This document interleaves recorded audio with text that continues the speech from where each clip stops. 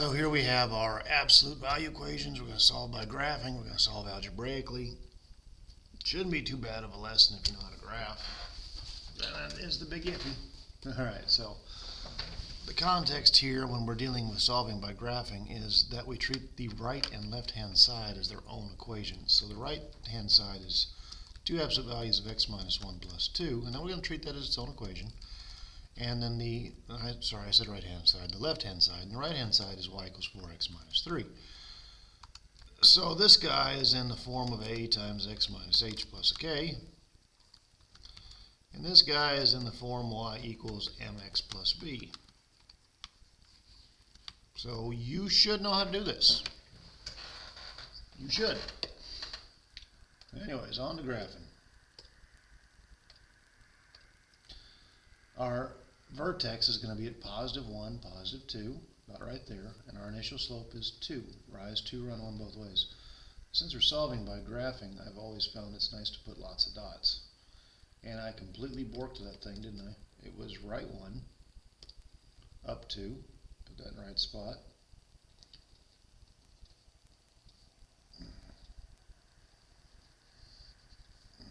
So there's my v. 4x minus 3 is going to cross the y-axis at negative 3. It's going to rise 4 and run 1. And here's the issue with solving by graphing.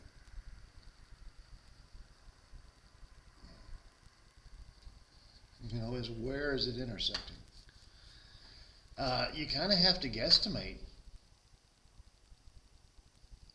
It almost looks like it intersects at 1, 2. I don't think it will, but it kind of looks like it intersects, at least close to x equals 1. Again, I just made something up. I had no idea I was going to intersect. So that's the weakness of graphing. Graphing is not a very good way to solve, at least when you're graphing by hand. But the graph is telling you that there is an intersection, that there is one solution. Algebraically, is by far superior, although it is more time consuming. So what we have to do is we have to first isolate absolute value. That's your first step. First, isolate ABS. So we're going to subtract the 2, because that's an easy move. 4x minus 5 equals 2 absolute values of x minus 1. Now, I could divide this 2 out, but then I would have a funny looking fraction on the right. So instead I'm going to distribute this 2 in. I have the absolute value of 2x minus 2 equals 4x minus 5. Now that I've isolated absolute value, I'm going to write two equations. Okay? The first one will be as is without the bars. So 2x minus 2 equals 4x minus 5. And this is a hard skill for kids to know that they're supposed to write two equations. On the second one, I negate the sign of the stuff inside. So what's negative becomes positive, what's positive becomes negative. You leave the right-hand side alone. It's just the stuff that's inside the bars that you change. And then we just do some algebra, man. So I'm going to shift the 2x over here. 4x, take away 2x is 2x. I'm going to shift the 5 over here. And negative 2 plus 5 is 3. And I get that x is 3 halves. So it was close to 1. It was 1.5. And that's the problem with freehand graphing. I guess my guy should have been over here more. Alright, this one, what's it going to end up looking like? So we're going to add 2x to 4x, and we're going to have 6x, and we're going to add 5 to 2, and we're going to get 7. And this is the answer that I actually saw. Because if I take 7 divided by 6, I get 7, 6, which is really close. Now what's interesting is my graph only suggests one solution, but algebraically is suggesting two solutions. Interesting. Well, it only has one solution. I ain't going to cross that thing twice. So this is something for a later day. That must be something we call extraneous. I'm a little confused as to why that showed up, but it did. I didn't make a mistake, did I? 2x minus 2. Took away 2, added 5. No, I don't see anything. Anyways, it's 7/6. It's the right answer. All right, what's the next interesting one? Probably number 3. Yeah, we'll do number 3. So before we do anything on number 3, you're going to have to do a little factoring on this guy right here to graph it. Both 4x and negative 8 are divisible by 4, so we can factor that as 4 absolute values of x minus 2 and then plus 1. And it equals a negative 3. So again, we're going to treat one equation as the left-hand side. It's going to be 4 absolute values of x minus 2 plus 1. Then we have another equation that says y equals negative 3. And that's the gist of it. So let's focus our attention on this guy right here. We have a vertex at 2, 1. And we have a slope of 4, rise 4, run 1. There's my v. And then we have y equals negative 3, which is down here.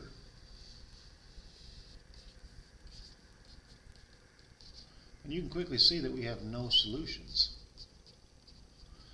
So there's something the graph gives you. The graph is telling you there's no solutions.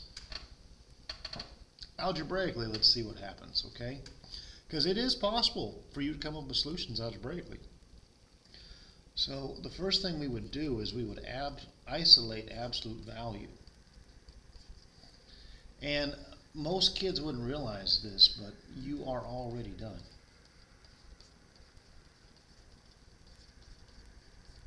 Because this says distance is negative. That is what it is claiming. But you're already done. But now here's what most kids do. Most kids go ahead and they write the equations. And this is wrong. But they'll say 4x minus 8 is negative 4, or negative 4x plus 8 is negative 4. Of course, we add our 8, we get 4x is 4, and x is 1. Or we subtract our 8, negative 4x is negative 12, we divide by negative 4, or x is 3. It's hard for kids to realize that there's a stopping point. The stopping point was actually right there. You can't have negative distance. It doesn't exist. All right, some solve algebraicallys. And as you do these, again, pay attention to the idea of negative distance. I don't want to do too many of them. I think I'll do 6 and maybe 7. So first step on 6 is perform your isolation move. We add 2 to negative 1, we get 1. And that's what it looks like. You have a choice here. You can either distribute the 2 or divide out the 2. I'm going to divide out the 2 because we want to isolate the absolute value bars. Now I can write my two equations. X minus 5 equals 1/2, or negative x plus 5 equals 1/2. If we add 5 to both sides, that'd be 5.5, or it would be something like 11/2. If I subtract 5, I would have a negative 9/2. If I divide out the negativity, I get positive 9/2. And those are most likely valid answers. They really are most likely valid answers.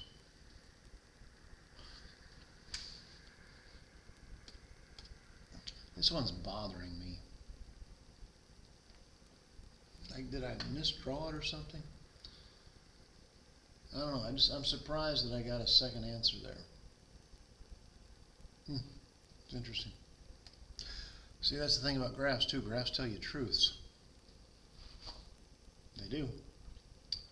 One of those answers didn't make sense on the first one, but we're not ready yet for the discussion of extraneous. And let's see here. Let's do 7.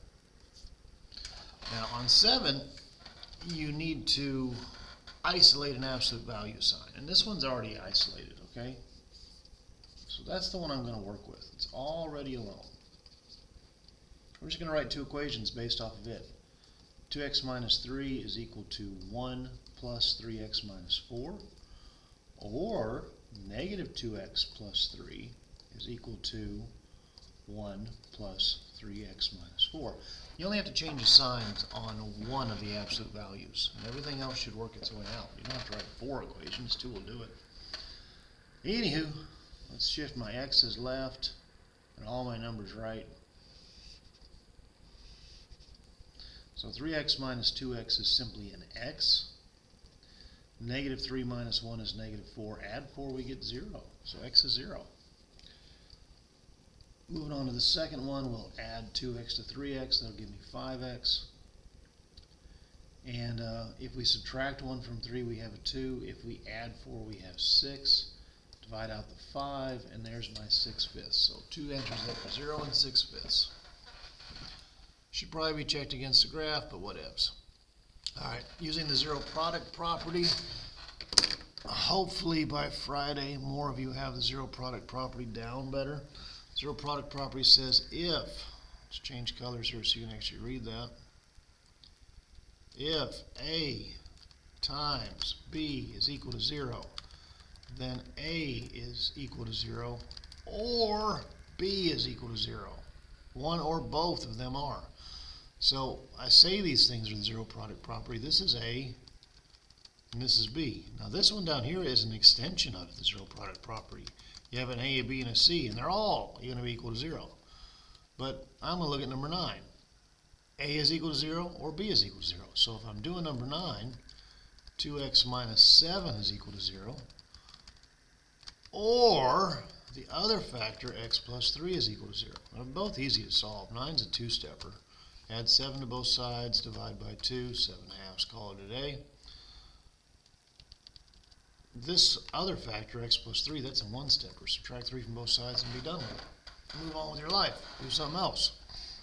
Don't waste your life doing your math homework. Then we have factoring practice. I don't want to do all of these, but let's look at 9. So whenever you start off with your double set of parentheses, the thing that goes first is going to create 9x squared. And my gut says 3x and 3x. And I've told you this, pick the factors that are closest to each other. Now to make a 16, you're probably going to be using a 4 and a 4, because 4 times 4 is 16. Kids really struggle at factoring because they're pretty bad at basic math. They didn't memorize their multiplication tables. That's where kids usually factor. Now think about when you do the double distributive property, how you link terms, okay? These guys get linked together. That's a 12x and that's a 12x. But you'll notice that this thing has no x's in the middle. So I need these guys to cancel each other out. So one of them's positive and one of them's negative. And there you go. 3x plus 4 times 3x minus 4. It's actually what we call a difference of two squares pattern. Another one I'll do is 13. The only way to make a 3x squared is to use a 3x and an x. 7's pretty easy numbers to work with. It's going to be 7 and 1. And let's think about what was made here. 3 times 7 is 21x. 1 times x is x. I want a positive 20, so I need the 21 to be positive and the x to be negative, because 21x minus x is 20x. So positive, negative. And there you go, boys and girls. That's exactly half your homework. The other half is for you. I do more, but my voice is about shot.